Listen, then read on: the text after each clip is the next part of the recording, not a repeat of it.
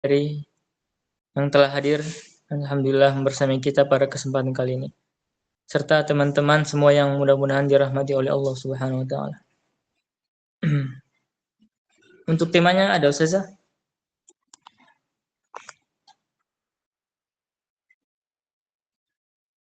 Baik, marilah kita mulai kajian ini dengan membacakan Bismillahirrahmanirrahim.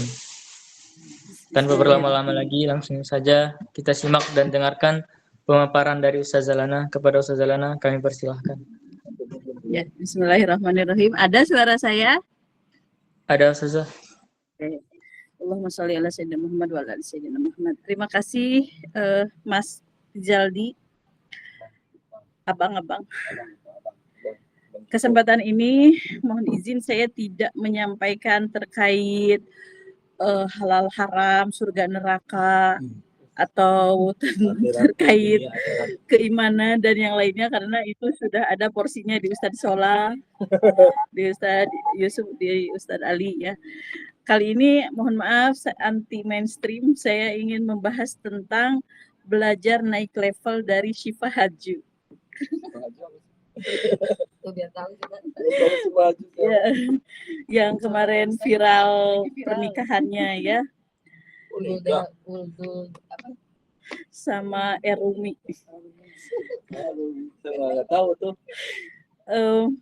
Belajar naik level karena insya Allah kita juga terinspirasi dari Iqra Wartaqi. Naiklah, bacalah, naiklah. Iqra Wartaqi, bacalah, naiklah ya. Karena di sini bukan tentang siapa yang tokoh utamanya ya, tapi siapa yang tetap tanpa harus dipaksa untuk Iqra Wartaqi tadi.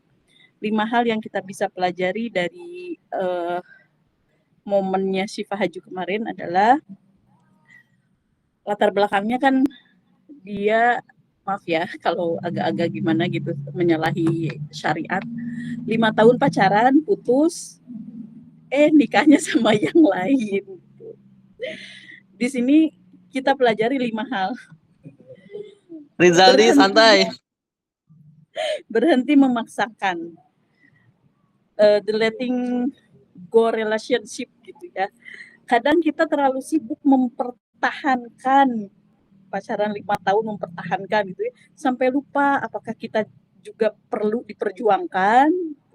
Realitanya kan yang harus dipaksa untuk bertahan biasanya memang bukan untuk kamu, Rizaldi. Seperti itu ya. Itu pelajaran pertamanya. Yang keduanya, elegan dalam diam. Silent growth di situ ya. Nggak semua harus kita jelaskan ke orang lain. Nggak semua juga pedih, luka, kecewa itu perlu diumbar. Nah, caranya gimana? Cukup perbaiki diri diam-diam, biarkan hasilnya yang bicara.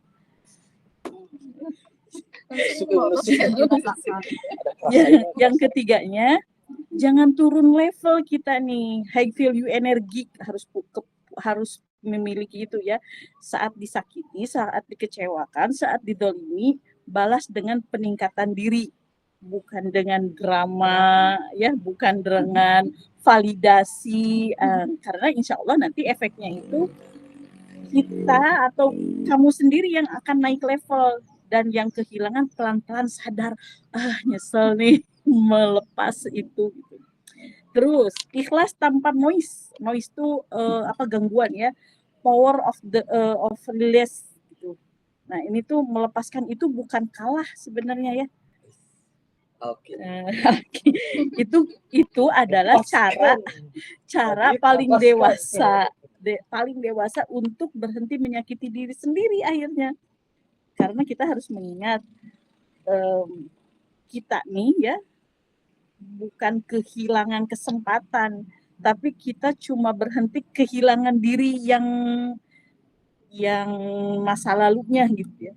Nah, yang terakhir yang paling jarang orang lakukan dari belajar dari Syifa Haju ini, pergi itu saat masih sayang-sayangnya, saat lagi romantis-romantisnya, kan itu jadi emosional disiplin ya. Ini yang paling susah gitu. Banyak orang lebih memilih bertahan dan disakiti pelan-pelan. Tapi yang harus kita kuatkan itu adalah berani pergi walaupun masih cinta. Cie, curhat ya.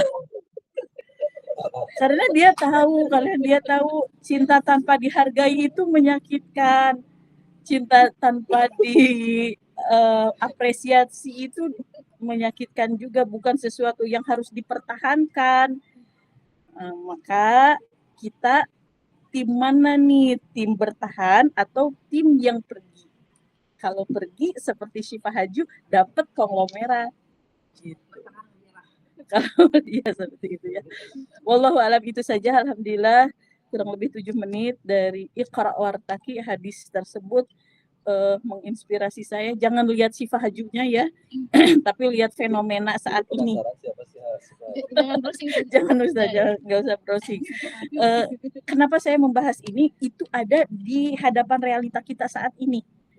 Kita nggak bisa Asma binti Abu Bakar misalnya ya, ngasih contohnya. Kita hadapan kita ini anak-anak Gen Z, anak-anak Gen Alpha yang masa nggak tahu yang kayak gitu aja. Nah makanya kita buka melek ladang dakwah kita ini adalah Syifa Haju yang harus kita arahkan supaya mudah-mudahan hidayahnya juga untuk kita juga, untuk mereka juga. Wallahu a'lam. Wassalamualaikum warahmatullahi wabarakatuh. Waalaikumsalam warahmatullahi wabarakatuh. Kenapa belum? Masya Allah, terima kasih kepada Ustaz Zalana yang telah memberikan nasihatnya. Bukan nasihat ini. Semoga apa yang disampaikan tadi bukan cuma lewat telinga tapi juga bisa pelan-pelan masuk ke hati. Kadang memang yang bikin capek itu bukan cintanya, tapi terlalu berharap pada sesuatu yang belum Allah pastikan. Tambah bumbu penyedap. Mungkin ada yang sedang berjuang buat ikhlas, mungkin ada yang lagi belajar buat move on, atau mungkin ada juga yang sedang belajar mencintai Allah lebih dari manusia. Dan itu memang nggak apa-apa sih, karena setiap proses menuju baik pasti butuh waktu. Semoga setelah kajian ini kita sama-sama naik level dari cinta yang bikin luka menjadi cinta yang membawa kita lebih dekat kepada Allah. Terima kasih kepada teman-teman yang sudah hadir dan menyimak sampai akhir. Semoga kita tutup dengan bacaan alhamdulillah dan doa kifaratul majelis. Alhamdulillahirabbil subhanakallahumma wa bihamdika asyhadu an la ilaha illa anta astaghfiruka wa atubu ilaik. Assalamualaikum warahmatullahi wabarakatuh.